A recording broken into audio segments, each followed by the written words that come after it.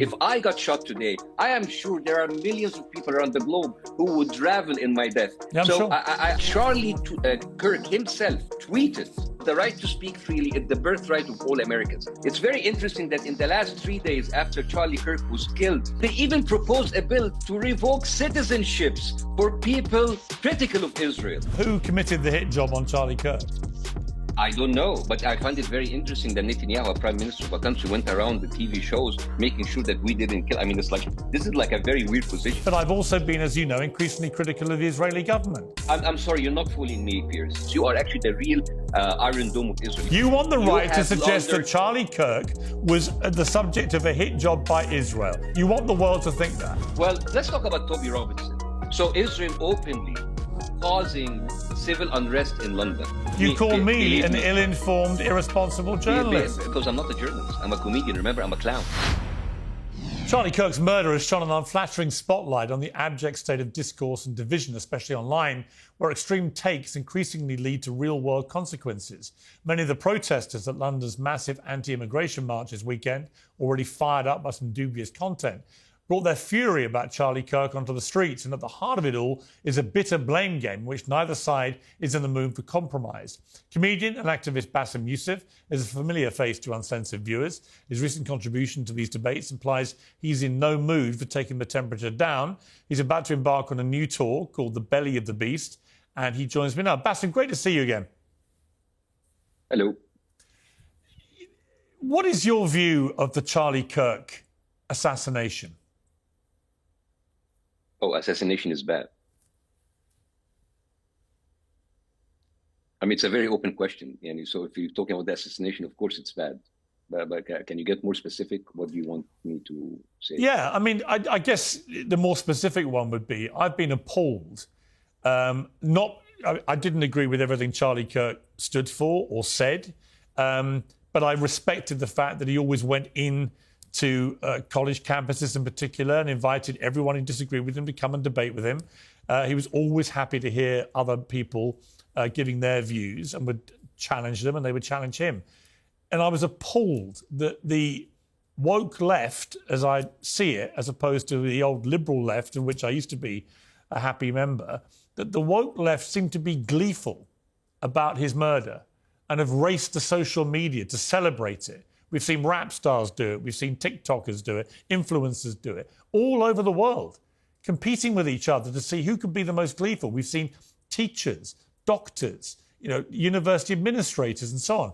I'm at a complete loss to understand how any human being with any sense of humanity would want to be seen celebrating the murder of a 31-year-old man with his wife and 2 kids watching at the time for his opinions.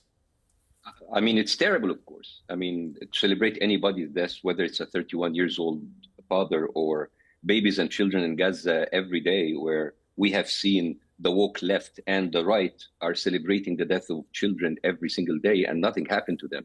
I mean, first of all, when you say the woke left, who are these people? Are they who are the leaders?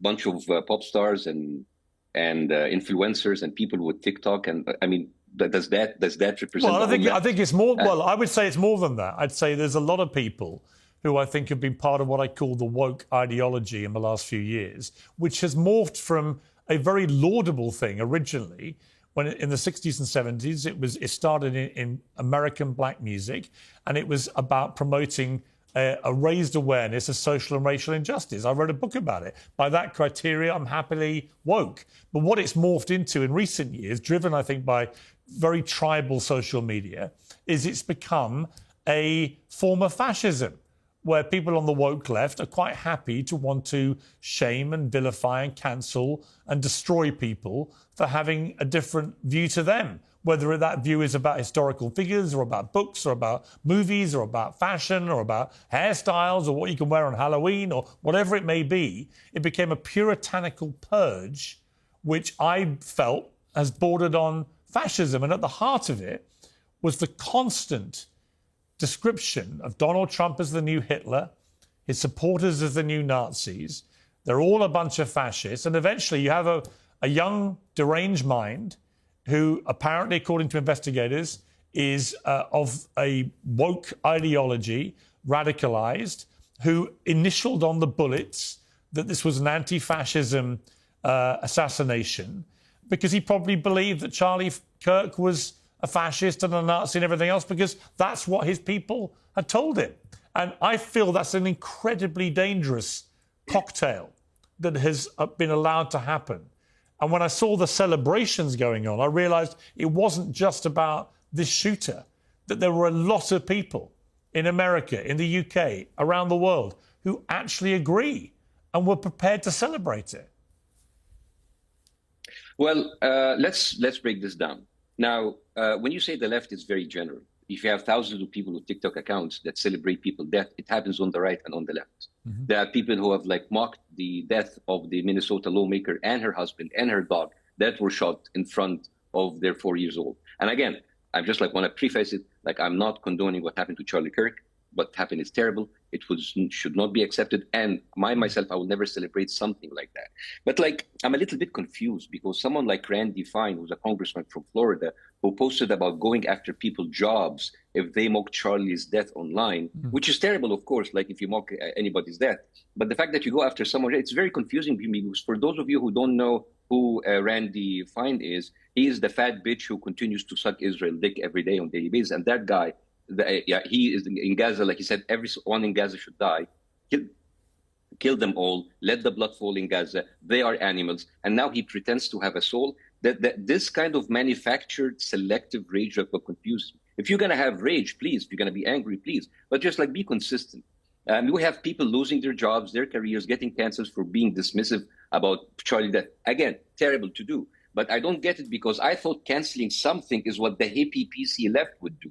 I don't condone making insensitive remarks about a guy who was just murdered. We can discuss his ideas. We can praise or trash his ideas because his ideas will live on forever. But if some people are insensitive or rude, well, he was a public figure.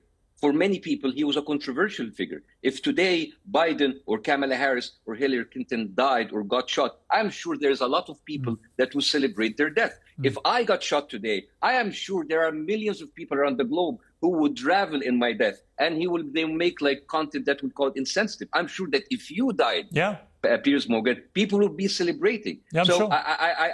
So I don't understand. Yes, we can talk about it being insensitive, terrible. We can talk about it with a moral issue, but I don't understand the double standards of the West. Well, I do. Listen, I think on that, Bassem. Let me sure, finish. Yeah. This part, because for years, we as Muslims and Arabs, we were lectured from the West about freedom of expression, freedom to offend. It's very important. Freedom to offend.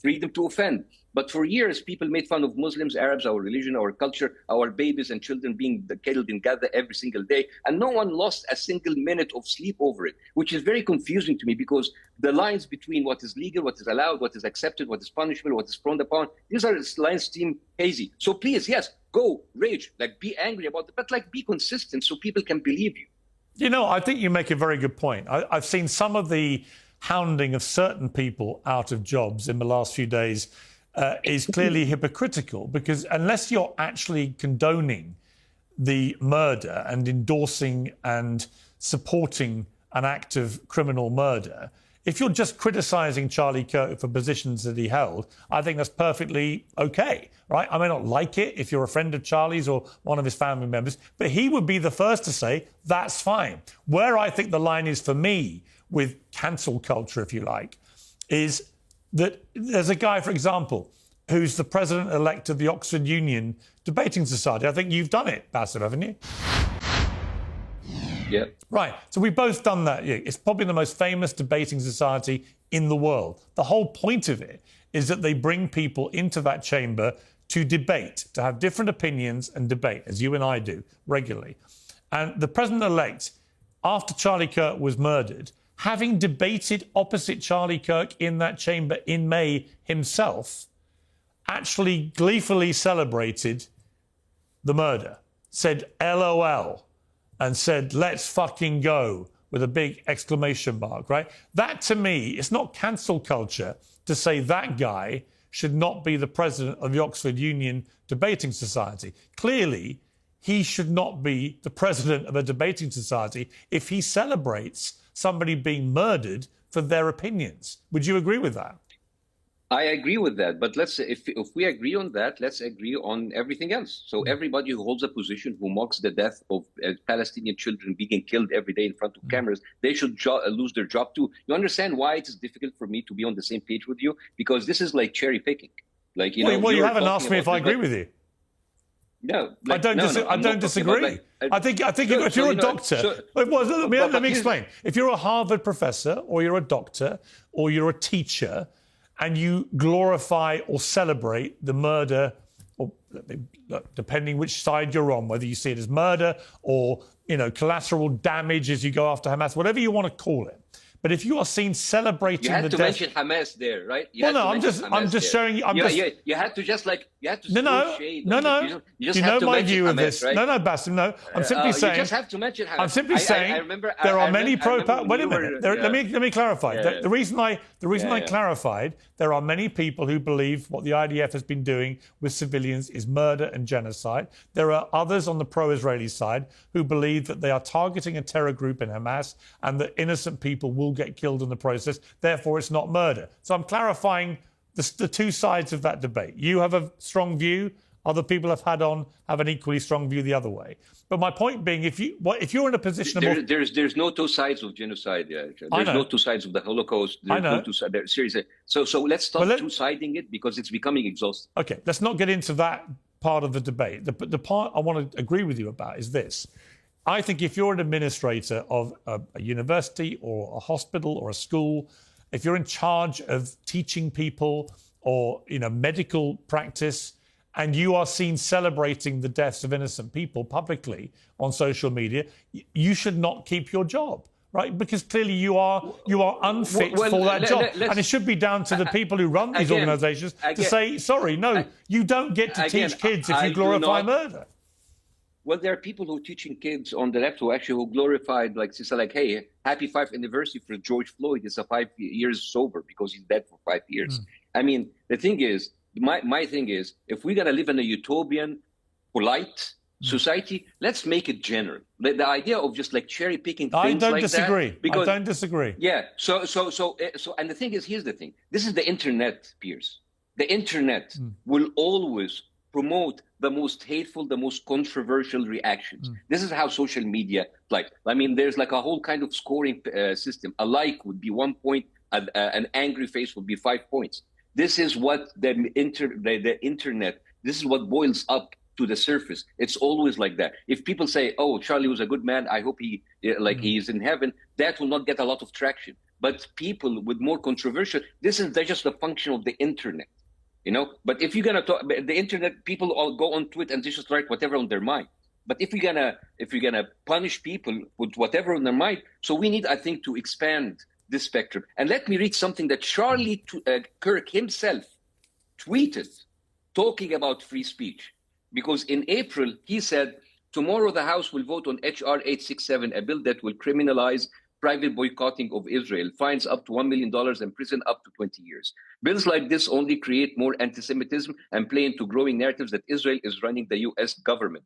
In America, you are allowed to hold differing views. You are allowed to disagree and protest. You're allowed for too many people who hate America to move here from abroad, but the right to speak freely is the birthright of all Americans. This bill should not pass. Any Republicans that vote for this bill will expose themselves. We will be watching very closely. And then it's very interesting that in the last 3 days after Charlie Kirk was killed, in the past 3 days, the Congress approved $650 million for Israel for missile defense. They presented an amendment that bans Pentagon from boycotting Israel. And they even proposed a bill to allow Marco Rubio to revoke citizenships for people critical of Israel.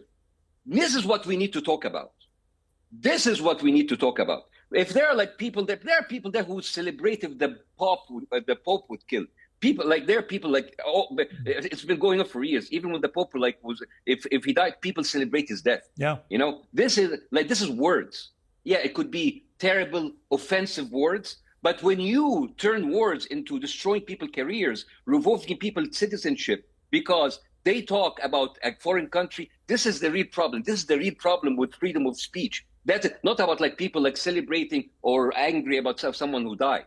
All right, our roads and infrastructures, our education system, our healthcare, they're failing. While settlers in the West Bank, they occupied Palestine, they get free housing and free healthcare, free education. Same in England. I mean, I'm sorry, but like you, as a very famous and a very able and a very competent investigative reporters, I think you should actually talk about why more than half of your cabinet in the British government is financed by Israel. Why the Royal Army, the Royal Air Force are giving logistical help to Israeli planes bombing Gaza. I'm sure that there's not a single British person who would agree on that. Isn't that more important than this kind of manufactured rage?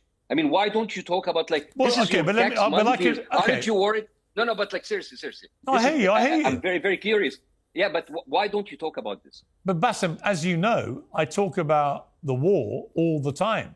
And as No, you never talked about the Israeli lobby financing your British well, there are always you lots, never did. All right, there are always lots you of... You never did. Okay, but there are lots of... You never did. Okay, but I've also been, as you know, increasingly critical of the Israeli government. You can't accuse me of being biased. I'm sorry. I'm sorry, you're not fooling me, Piers. I'm sorry. Because like I came on your show many times, I discussed October 7th. Many people came to you and asked you, and people said, oh, Piers Morgan have like changed the mind. I'm sorry, it doesn't fool me for a second. It's not about changing my mind. I'm sorry. You and the Western media have been complicit in diverting and deflecting the truth and the facts. You are actually the real Iron Dome of Israel. You pretend to ask a tough question for the Israeli to maintain your credibility, but like you, over the past 2 years, you had laundering Zionist talking points. You never investigated the Hannibal Directive. You never questioned why it took them 6 hours to respond. You never used the Hannibal Directive. Well, how many times have I had you on the show? No. Well, how many times? Don't throw. How many times have you been on? It doesn't matter. No. It's not about you say I never question these you. things. I've platformed you multiple times, and you have talked about this every time, right? So you have been doing that on my show. Literally, you have been doing that on my show. And you effectively sabotage these interviews. I brought up in your interviews many times Asa White Stanley, who's a British reporter who talked in length about the rape hoax, about the Hannibal Directive, and he was raided by British police. They took his laptop, and I asked you twice on your show to bring him on your show to talk to you about how the Israeli propaganda lies are all lies, but you never did. If you actually were actually honest about this, you would do this. Not about platforming. I mean, you platforming people. It's good for views, it's good for reach. But like, I'm sorry, it's about like how many times did Ben Shapiro come on your show and he talked about moral equivalency? There is no moral equivalency. There is more moral equivalency. While if he thinks there is. Yeah. He said there's no moral equivalency between Hamas and Israel. Right. He said that. That's but right. the thing is, if any journalist who had read a little bit, who would say, well, Noam Chomsky said that moral equivalency is a propaganda term that was used in order to prevent us from looking to our action. So we turn people into bad guys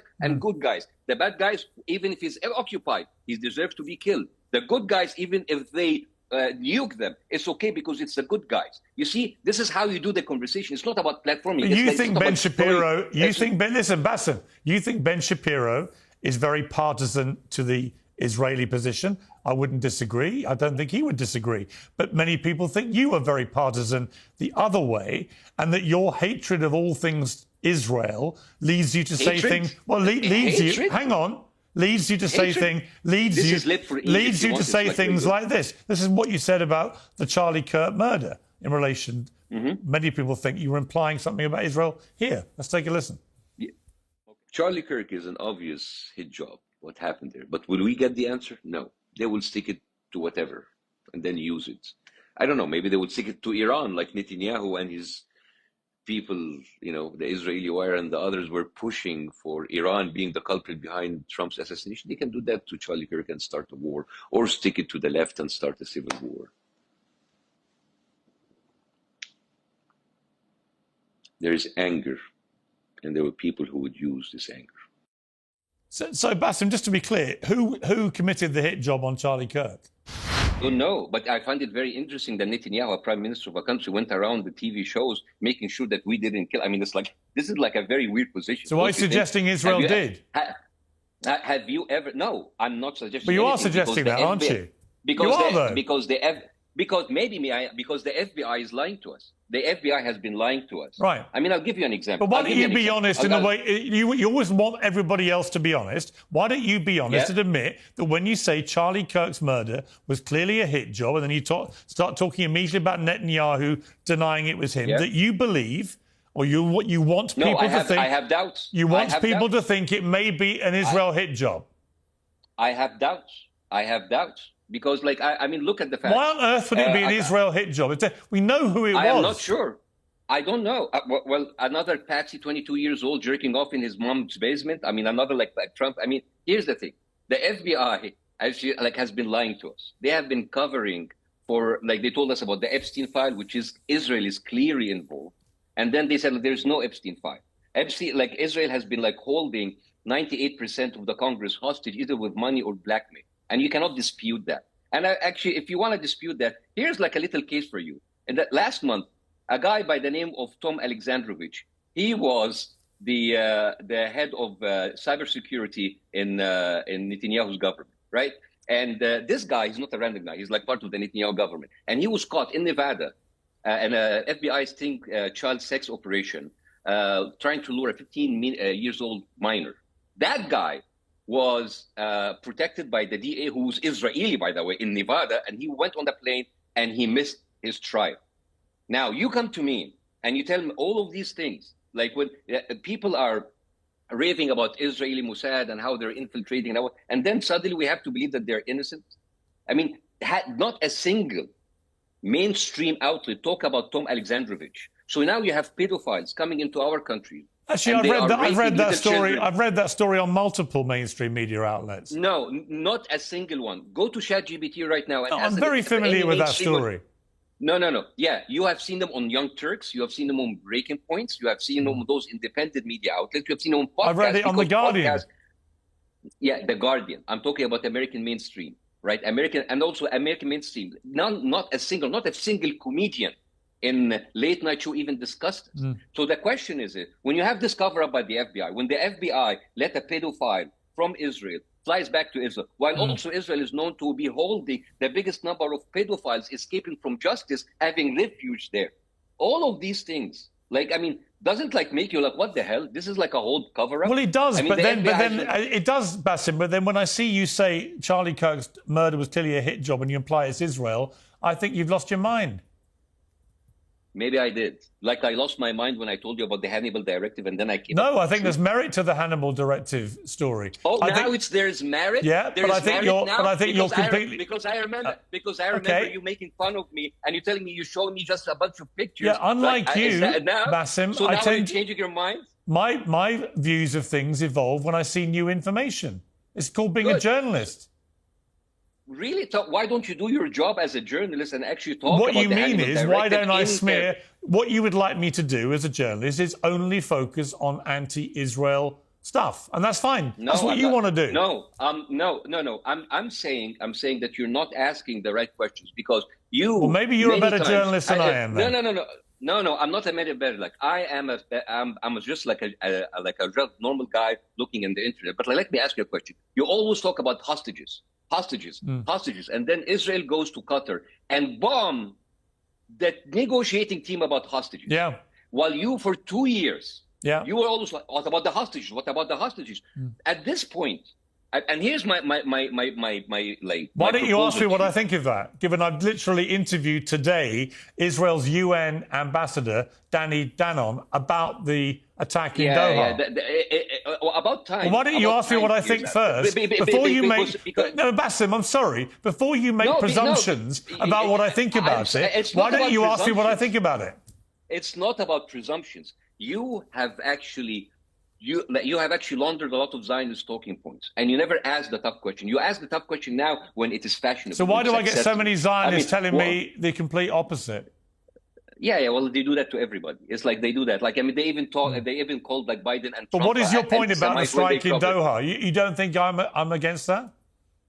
No, I'm not talking about them against that. I'm talking about you always put the hostages front and center. Yeah. Right? And we have told you many times, Piers, for 2 years, it's never about the hostages. It's never about the hostages. But you would put people, what about the hostages? And we told you, Netanyahu doesn't care about the hostages. We told you from the sources from the Israeli government. It's not about the. But they should be released, right, Bassem? They should be released. Yeah, they should release. But it doesn't matter if you have 50 hostages or 20 hostages. You don't decimate a whole country, a whole people. But I agree. Like it's not. It is not an excuse. I agree with you. Here's the thing. My question. Bassem, I agree with you. Why should you even take Israel for any word that it said?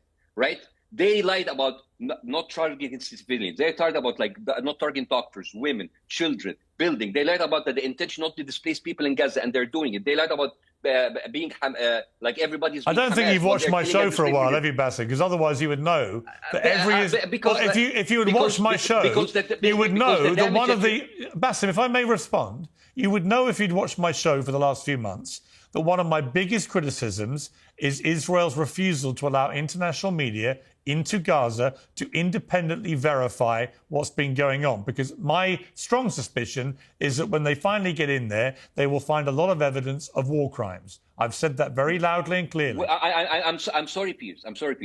The Israeli soldiers, they film on TikTok their war crimes and they put it on the word. Do you? I'm sorry. Anybody who knows anything about an army, any army in the world, know that army is all about this.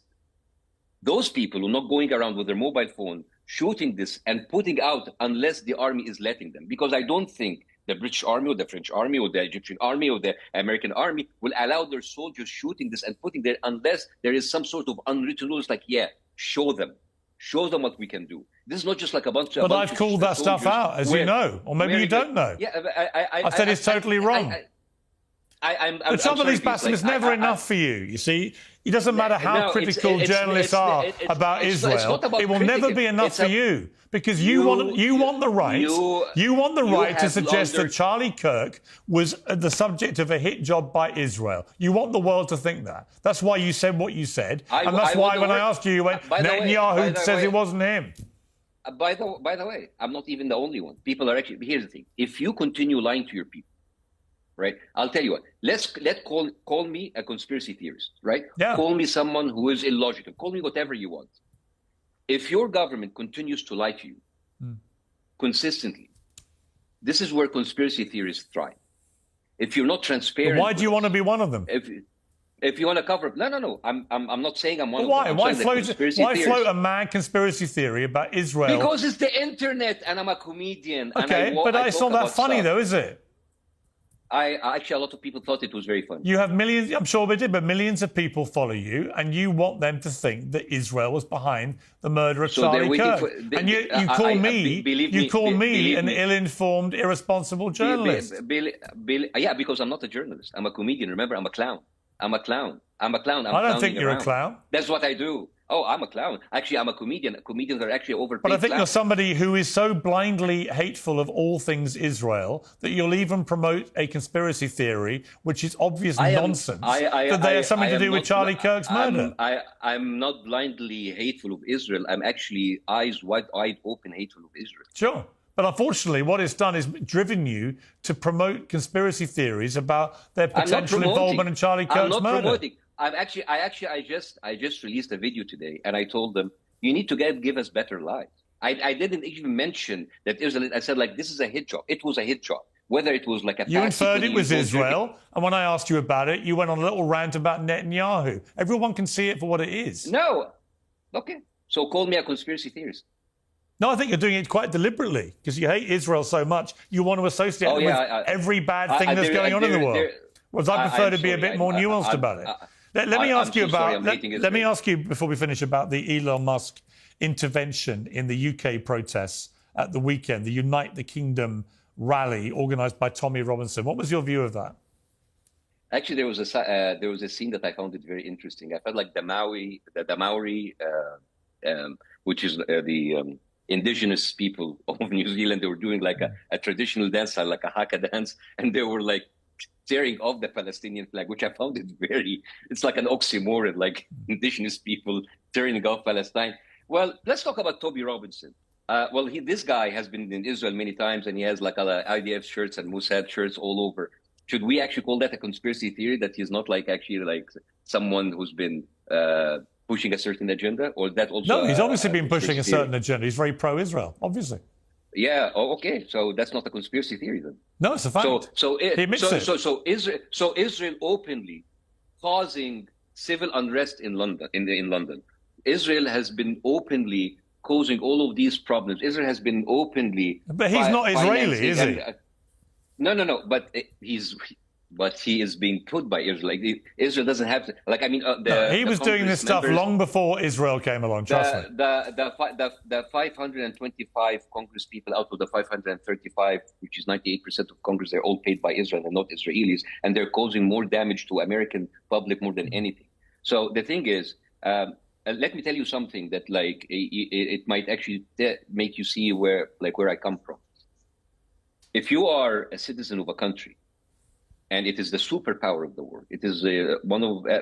By the way, I like living in the United States. The United States is a great country, and the people here are great. I have never had a single bad day here because the people here are lovely, and it's a great country, a great potential, wonderful people. But when you see that all of your politicians, all of your representatives are openly financed by a rogue country that is indicted in the ICC and ICJ. And just last year we sent them $30 billion, and we sent them billions and billions of dollars, and we see all of our infrastructure is falling. You will also hate that country. You know, it's not that even if Gaza like is resolved today, I don't see it resolving in a good way, right? Even that still stands. Israel is a leash on our system, on our country, on your country. All right, can we get back to the rally? Can we get back to the rally in London? That was the question I asked you. And whether you think it was right for Elon Musk to get involved in the way that he did and to say you have to fight violence on the left, you have to fight back. What did you think of that?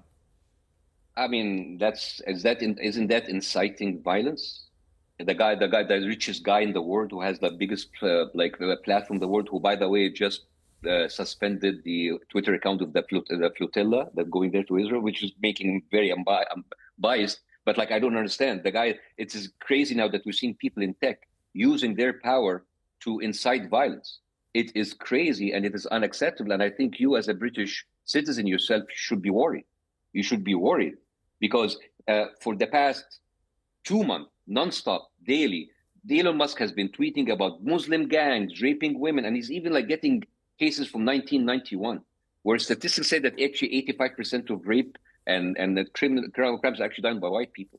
So I don't understand. Is that helpful? Is that healthy to England? Well, what was not healthy was a massive cover-up going on with the almost exclusively British Pakistani gangs who were grooming and raping many young girls, including underage girls, for many years, and it was deliberately covered up to avoid creating any racial tension. And then subsequent governments single-handedly failed to deal with this and made it worse. So, yeah, that was a real scandal.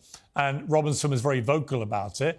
And it played into his hands as an example of the establishment working to cover up the sexual abuse of young girls. Yes, the cover-up of sex and abuse of young girls and men should not, go away, like Tom Alexandrovich, who actually escaped. That's another cover-up. I mean, presumably you would condemn those British. You would condemn those British. You would condemn, I presume, those British Pakistani men for what they did to those girls, right? And I would condemn the governments who covered up for them. Okay, and good. I would actually ask them to be brought to trial. Yeah, I agree. The same way that everybody in the FBI should be brought to trial for covering up Epstein files and Tom Alexandrovich. Mm-hmm. Okay, I don't disagree. Good. Let's end on a note of agreement. Good to have you back on Uncensored, Bassem. Thank you very much.